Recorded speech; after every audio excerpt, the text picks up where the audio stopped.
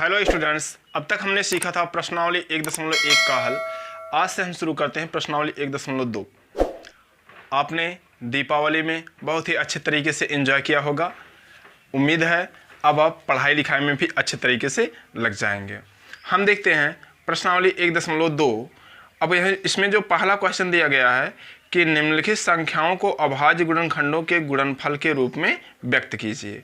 तो यहाँ पर जो भी संख्याएं दी गई हैं पहले उनका हम क्या करेंगे, अभाज्य गुणनखंड ज्ञात करेंगे और अभाज्य गुणनखंड ज्ञात करने के पश्चात उनके गुणा के रूप में हम उस संख्या को लिख लेंगे। तो जैसे यहाँ पर दिया गया है, पहले दिया है 140। पहला क्वेश्चन जो दिया है वो दिया है हमारा 140। फिर दिया है 156, दूसरा वाला 156 और यहाँ तीसरा वाला है 3825, है ना। अब इतना हम देखते हैं। तो 140 का सबसे पहले आप क्या करोगे, यहाँ पर अभाज्य गुणनखंड कर लोगे। तो 140 का अभाज्य गुणनखंड करने पर हम यहाँ लिखेंगे कि 140 का अभाज्य गुणनखंड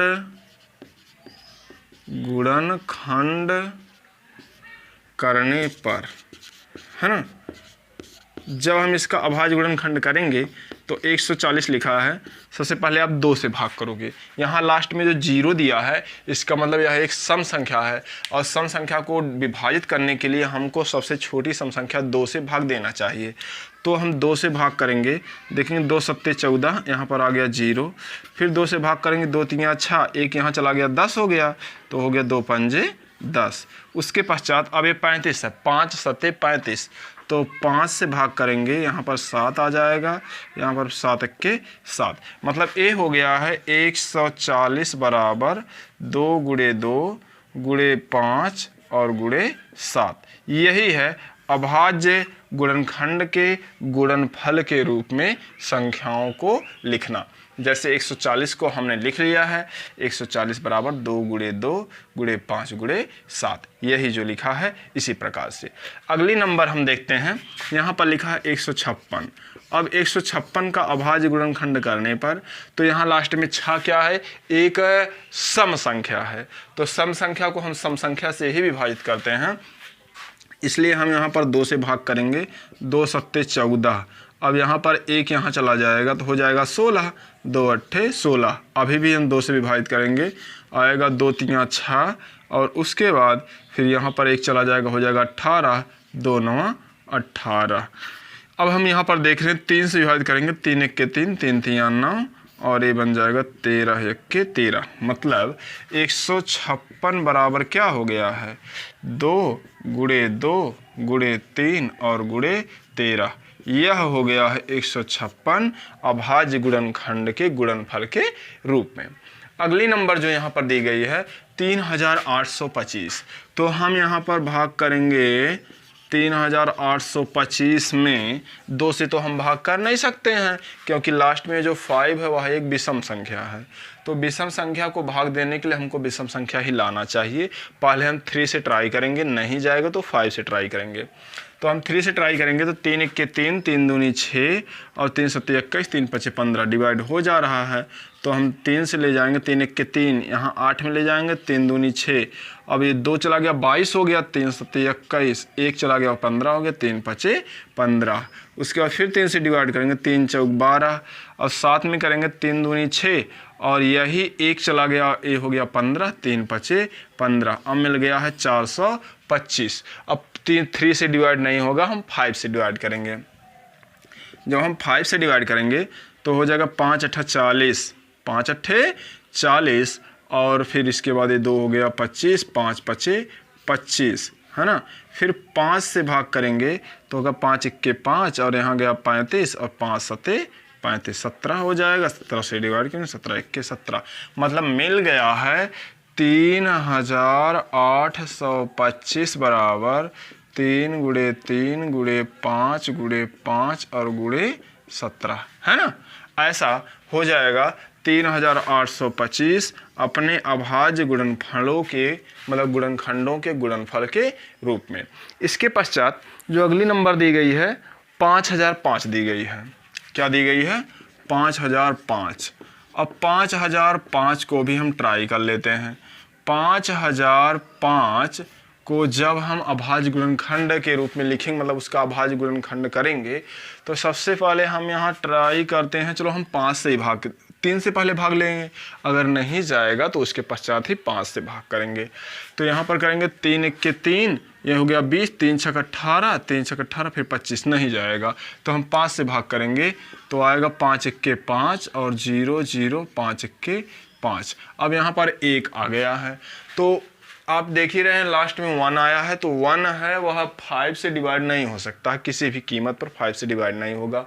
तो हम यहाँ पर डिवाइड करेंगे अभी 13 सते 91 और 13 सते 91 हम 7 से डिवाइड कर सकते हैं। तो 7 से हम भाग करेंगे तो 7 1 7।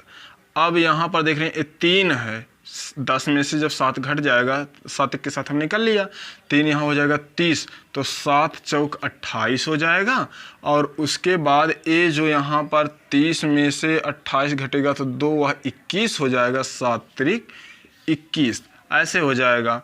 अब यहाँ पर फिर हम 3 से भाग करें तो यदि हम 3 से भाग करेंगे तो हो जाएगा 3 चौक 12, नहीं जाएगा। 3 से भाग जाना होता तो ऊपर ही चला गया होता, अब नीचे नहीं जाएगा किसी भी कीमत पर। तो हम यहाँ पर 11 से भी भाग दे सकते हैं, जैसे यहाँ पर 11 1 के 11 और 11 3 33। तो हम 11 से भाग करेंगे तो आगे 11 1 के 11, 3 यहाँ चला गया, 33 हो जाएगा, 11 3 33, मतलब ये कर लेंगे हम 13 1 के 13। तो लिखा जा सकता है 5005 बराबर 5 × 7 × 11 और × 13।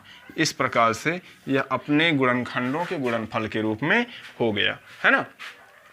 एक लास्ट डिजिट और बची रह गई है, उसका नाम है 7429। चलिए हम यहीं पर कर लेते हैं, तो काफ़ी आसान था। तो यहाँ पर हम अंतिम क्वेश्चन को सॉल्व कर लेते हैं 7429 को। तो यहाँ पर 5वां वाला देख रहे हैं 7429। अब 7429 का अभाज्य गुणनखंड हम कर रहे हैं। तो 7429 का जब अभाज्य गुणनखंड करेंगे तो हम पहले ट्राई करेंगे, क्योंकि यहाँ पर लास्ट में 9 है ना, तो 9 है तो अब 3 से डिवाइड हो सकता है, 2 से डिवाइड तो नहीं होगा। नहीं कह सकते हैं, हम 17 से ले जाते हैं तो होगा 17 3 51, 17 चौका 68 है ना, 17 चौका 68। अब ये हो गया 68 है। अब उसके बाद 74 में से जब 68 घटेगा तो आएगा 6 और ये हो जाएगा 62 है ना। जब 62 हो जाएगा तो हम कहेंगे 17 3 51। क्या कहेंगे? 17 3 51। अब 62 में से जब 51 हम घटा लेंगे तो 62 में से 51 घटाएंगे, आ जाएगा 11 17 7 119, 7 7 49, 7 के 7 11 है ना। फिर उसके बाद आप 17 से यहाँ पर डिवाइड नहीं करेंगे क्योंकि लास्ट में 7 आया है, तो ये 17 38 17 34 ये नहीं होगा।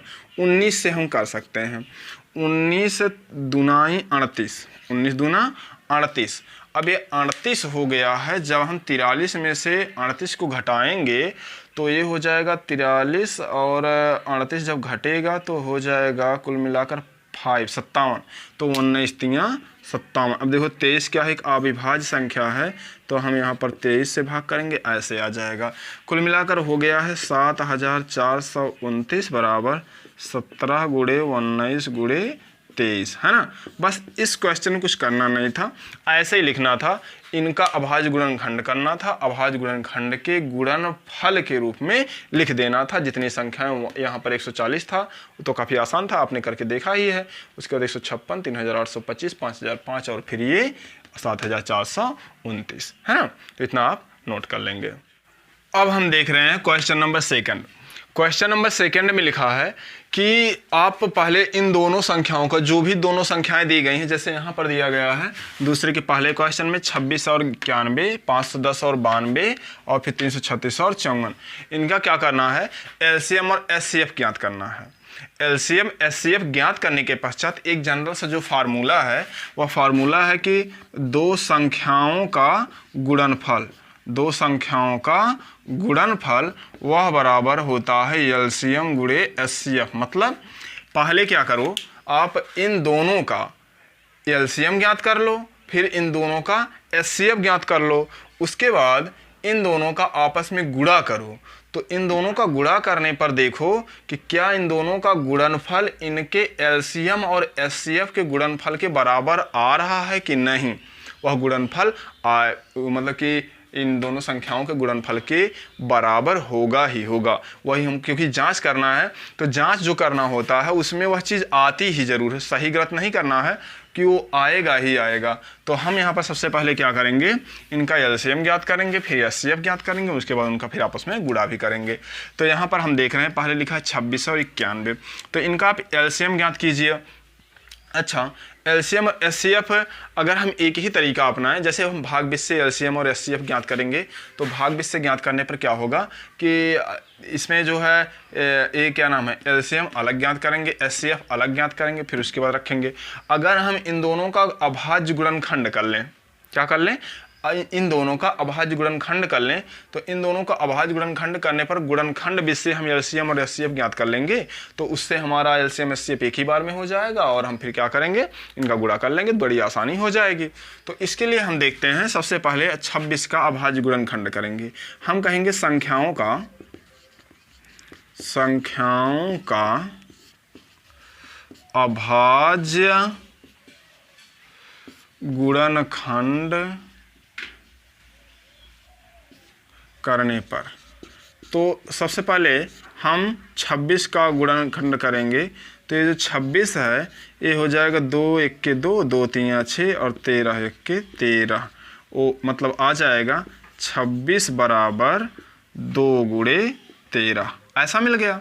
फिर हम करेंगे यहाँ पर 91 का जब अभाज्य गुणनखंड करेंगे तो हो जाएगा 13 सते 91। तो 7 से ले जाएंगे, 7 1 के 7 और 7 3 21, मतलब 13 से जब ले जाएंगे 13 1 के 13, मतलब 91 बराबर क्या मिल गया है, मिल गया है 7 गुणे 13। अब हम कहेंगे 26 तथा 91 का एचसीएफ हाईएस्ट कॉमन फैक्टर। तो अभाज्य गुणनखंड विधि से जब हम मासा ज्ञात करते हैं तो एचसीएफ या मासा बात एक ही है। जब हम ज्ञात करते हैं तो हम देखते हैं ऐसा कौन सा अभाज्य गुणनखंड है जो दोनों में मौजूद है। देखिए यहाँ पर 13 है, यहाँ पर भी 13 है, तो यही इसका एचसीएफ क्या होगा, 13 होगा। और जब हम इनका एलसीएम ज्ञात करेंगे, एलसीएम, तो सबसे पहले इसमें देखेंगे क्या है, 2 है, फिर इसमें क्या है 13 जो दोनों जगह है, तो यहाँ पर 7 है और उसके बाद यहाँ पर 13 है। ये क्या हो गया है हमारा एलसीएम। तो आप करेंगे 13 सते 91 और गुणे 2, 2 1 के 2, 2 9 18, 182। एचसीएफ आया है 13 और एलसीएम आया है 182। अब हमको प्रूफ करना है कि दोनों संख्याओं का गुणनफल क्या एलसीएम एचसीएफ गुणनफल के बराबर है अथवा नहीं। तो यहाँ पर आप गुणा करिए। हम कहेंगे कि अब 26 गुणे 91, जब 26 गुणे 91 करोगे तो पहले अलग कहीं गुणा करके देख लो। 26 गुणे जब 91 आप करोगे, ऐसे ऊपर नीचे करके लिखो, तो यहाँ पर हो जाएगा 6 1 के 6 और 6 9 54, उसके बाद 2 1 के 2, 2 9 18, फिर ये हो जाएगा 6 4 2 6 8 5 13 और 1 1 2, 2366। उसके बाद आप करो एलसीएम गुणे एचसीएफ, इनका गुणा करो तो होगा 13 गुणे 182।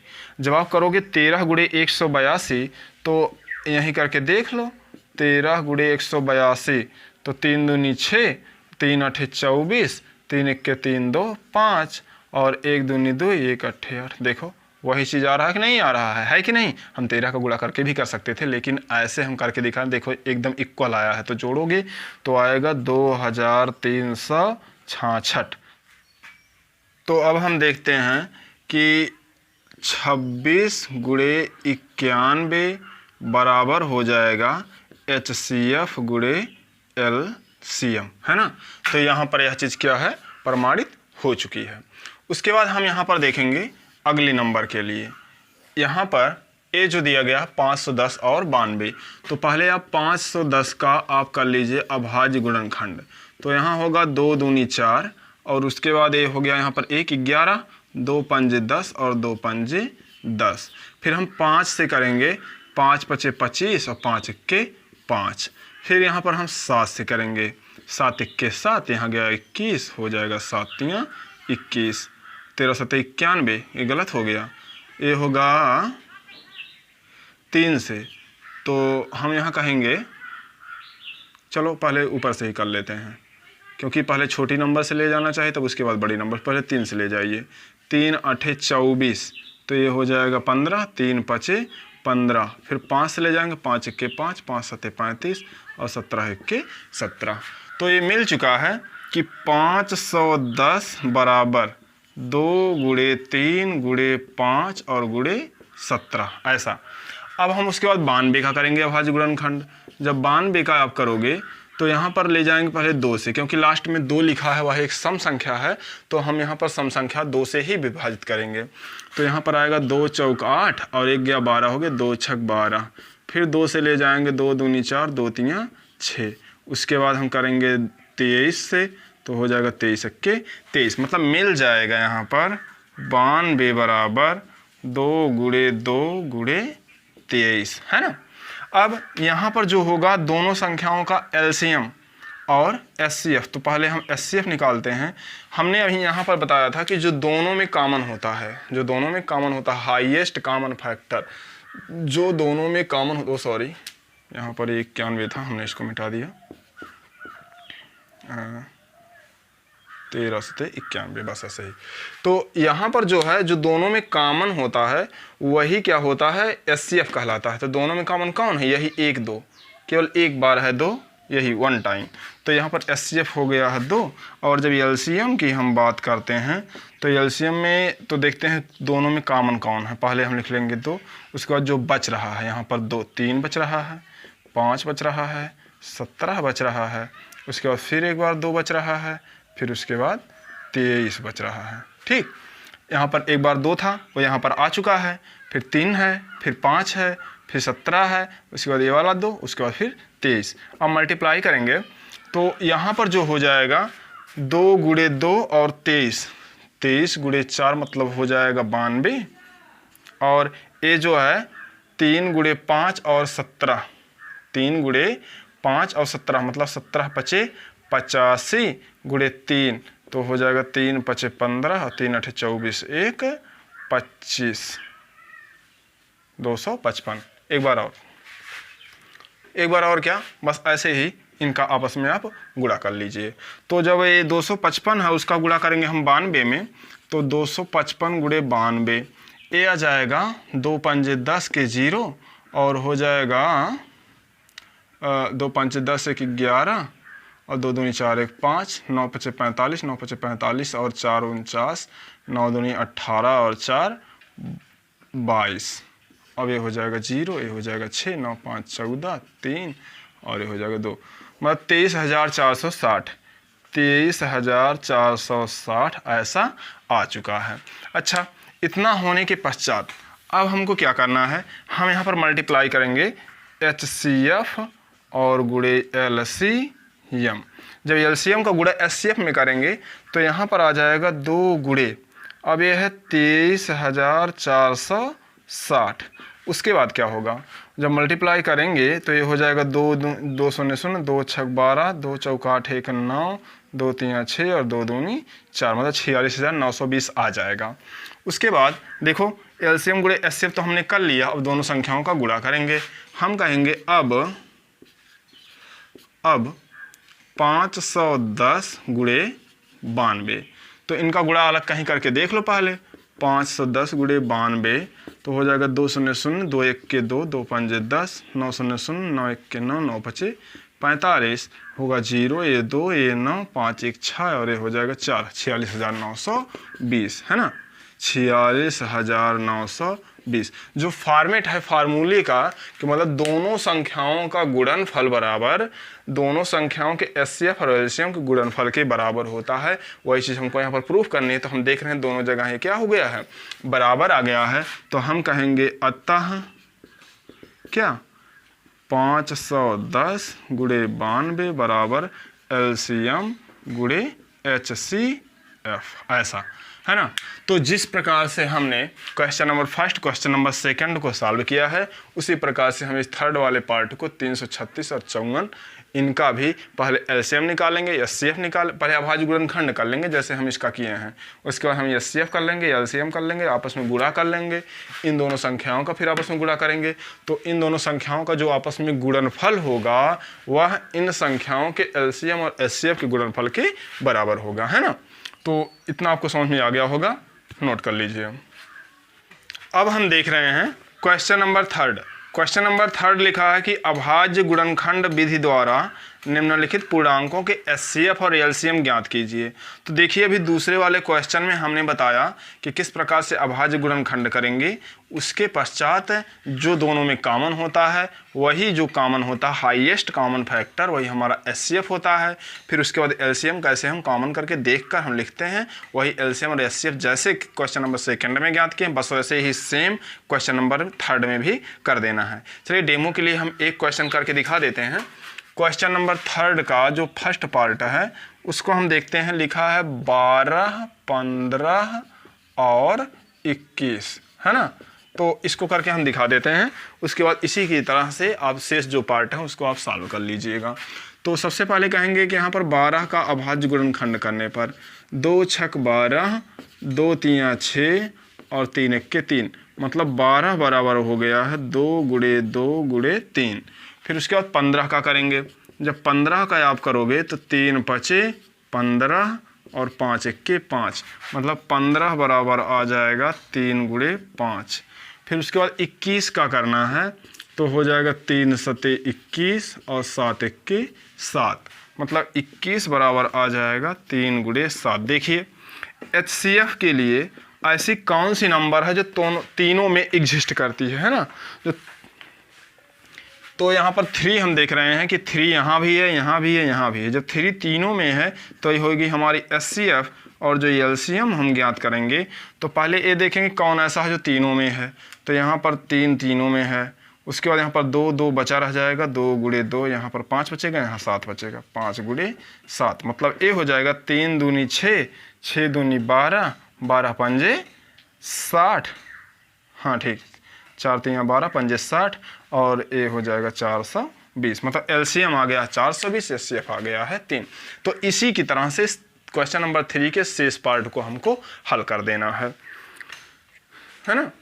तो ये सब बहुत इजी क्वेश्चन है इसलिए हम तेज़ी से चल रहे हैं। ये क्वेश्चन नंबर 4 जो दिया है यहाँ करें कि HCF दिया है 306 और 657 का। तो इनका पहले आप LCM ज्ञात कीजिए और LCM ज्ञात करने के पश्चात हाँ बस ठीक है, कह रहे हैं कि HCF इतना है तो LCM इतना ज्ञात कीजिए। तो देखिए अभी पहले हम सीखे हैं क्वेश्चन नंबर सेकंड में। क्वेश्चन नंबर सेकंड में हमने सीखा कि दो संख्याओं का जो गुणनफल होता है उन्हीं संख्याओं के LCM गुणे HCF के बराबर होता है। तो उसी रूल का यहाँ पर फॉलो करना है और हम आगे आंसर पा जाएंगे इस क्वेश्चन का। तो क्वेश्चन नंबर 4 जो है, क्वेश्चन नंबर 4 में दिया है कि HCF ऑफ, किसका है HCF? 306 657, 306 657 यह दिया है 9 के बराबर। तो हमको क्या ज्ञात करना है? LCM।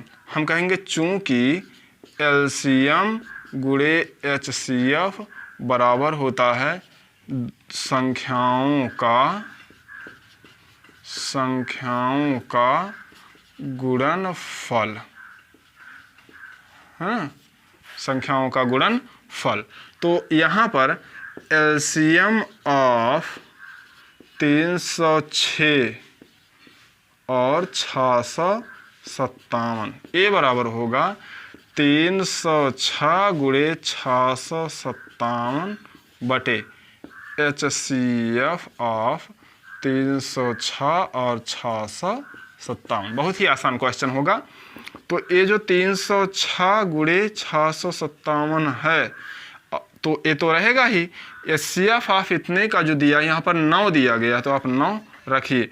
अब 9 से एक जगह भाग कर दीजिए, 9 सते 63 और हो जाएगा 2 27, 9 तियाँ 27। 306 गुणे 73, 306 गुणे 73। अब इसका मल्टीप्लाई कर लीजिए, जो भी आएगा वही क्या होगा, एलसीएम होगा 306 और 657 का। ठीक है ना।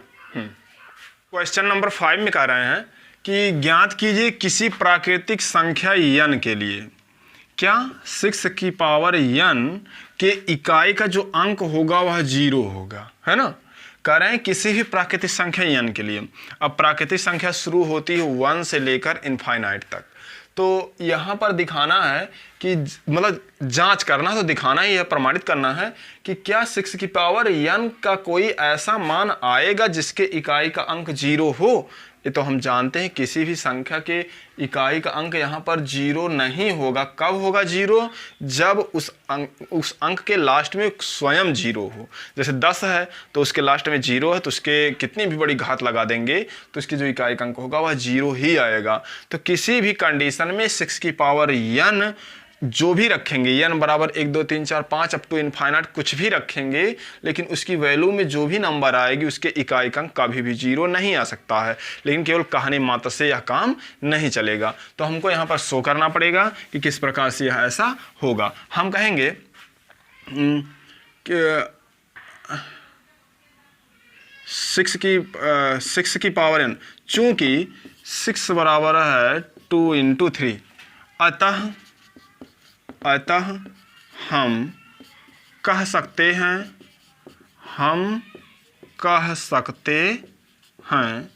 कि 6 की पावर n इक्वल टू 2 × 3 की पावर n, यह बराबर होगा 2 की पावर n × 3 की पावर n। चूंकि 2 की पावर n व 3 की पावर n के इकाई के अंकों का गुणनफल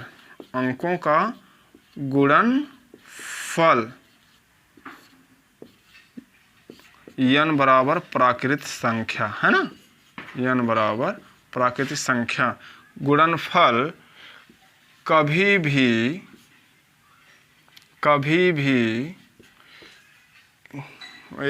2 की घात n 3 की घात n के इकाई के अंकों का गुणनफल कभी भी 0 नहीं प्राप्त होगा, है ना। जैसे 2 की घात है तो जो भी आएगी सम संख्या आएगी, इसमें जो आएगी जो भी आएगी विषम संख्या आएगी। सम और विषम का जब आप गुणा करोगे तो कभी एक 0 नहीं होगी। तो यहाँ पर हम कहेंगे इसलिए 6 की पावर n के इकाई का अंक कभी भी 0 नहीं प्राप्त होगा, है ना।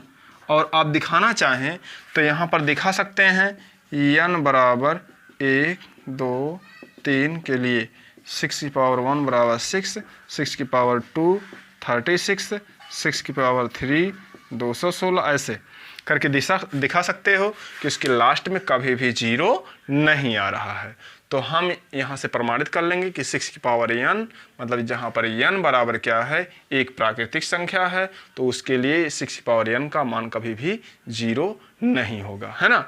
उसके बाद ये जो कौन सा क्वेश्चन है, छठवां वाला, ये छठवां क्वेश्चन है, बताना है कि सिद्ध कीजिए कि इनका गुणनफल प्लस इतना वह एक भाज्य संख्या है। तो भाज्य संख्या होगी, उसको व्याख्या देना है। आप जानते हैं अच्छी तरीके से भाज्य अभाज्य संख्याएं कैसे कहते हैं, इसको आप स्वयं हल कर लेना। अब हम देखते हैं लास्ट वाला क्वेश्चन, है ना। तो लास्ट क्वेश्चन जो ये कह रहे हैं, लास्ट क्वेश्चन में कह रहे हैं कि किसी खेल के मैदान के चारों ओर एक वृत्ताकार पथ है ना। एक खेल का मैदान है, चलो हम इसको साफ कर लेते हैं।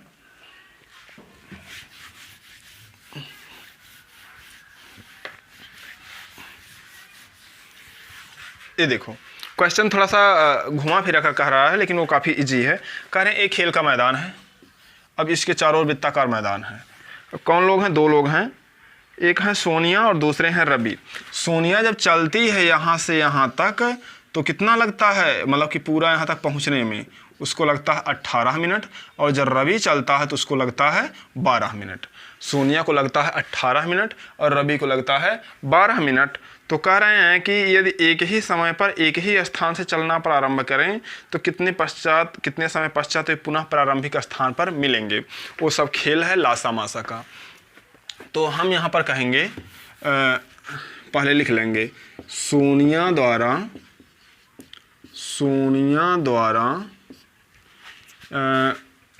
एक चक्कर लगाने में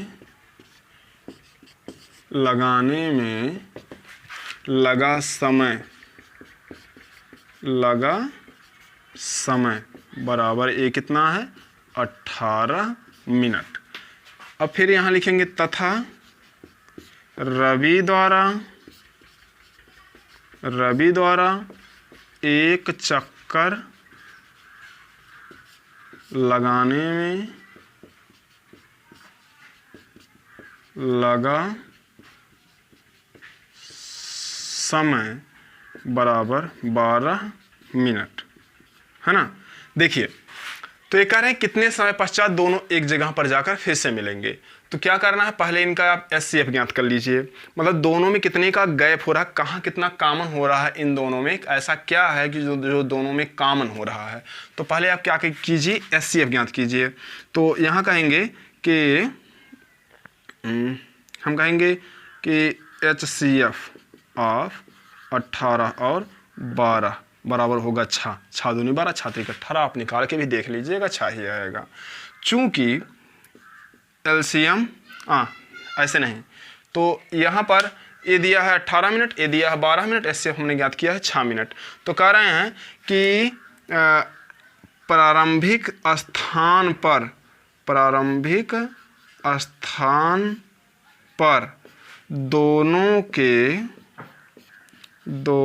के मिलने का अंतराल, मतलब कितने समय पश्चात मिलेंगे, है ना, बराबर दोनों के द्वारा लिए गए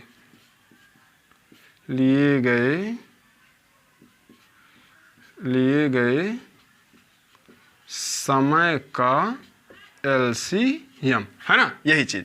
मतलब कि प्रारंभिक स्थान पर दोनों के मिलने का अंतराल, मतलब कितने समय पश्चात दोनों उसी स्थान पर आकर मिलेंगे, वह किसके बराबर होगा, दोनों के द्वारा लिए गए समय का जो LCM होगा वही होगा।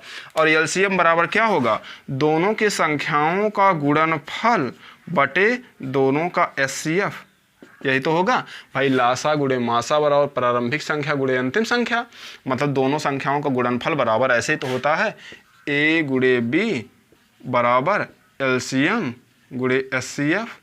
तो यहाँ पर LCM बराबर क्या होगा, यहाँ पर SCF से आकर भाग हो जाएगा, है ना। तो वही चीज़ है। तो SCF यहाँ पर आया है 6, तो आ जाएगा 6 से भाग करेंगे, 6 दूनी 12, आ जाएगा 36 मिनट, ठीक है। तो 36 मिनट पश्चात दोनों प्रारंभिक स्थान से एक समय चलने पर फिर उसी स्थान पर आकर 36 मिनट बाद मिल जाएंगे, है ना। मतलब एक चक्कर ऐसे शुरू किया ऐसे, तो 36 मिनट बाद तो ए लगा लेगा अपना 2 चक्कर और ए लगा लेगा अपना 3 चक्कर। सोनिया लगाएगी अपना 2 चक्कर और ए लगाएंगे अपना 3 चक्कर, और उसके पश्चात तब जाकर तो तीनों मतलब दोनों फिर से उसी स्टार्टिंग पॉइंट पर आ जाएंगे, ठीक है ना। हाँ, तो यह एक्सरसाइज 1.2 कंप्लीटली सॉल्व हो चुकी है। आप इसको नोट कर लीजिए, और यदि आपको अच्छी तरह से समझ में आया हो तो अपने दोस्तों के पास शेयर करना मत भूलिए। Thank you.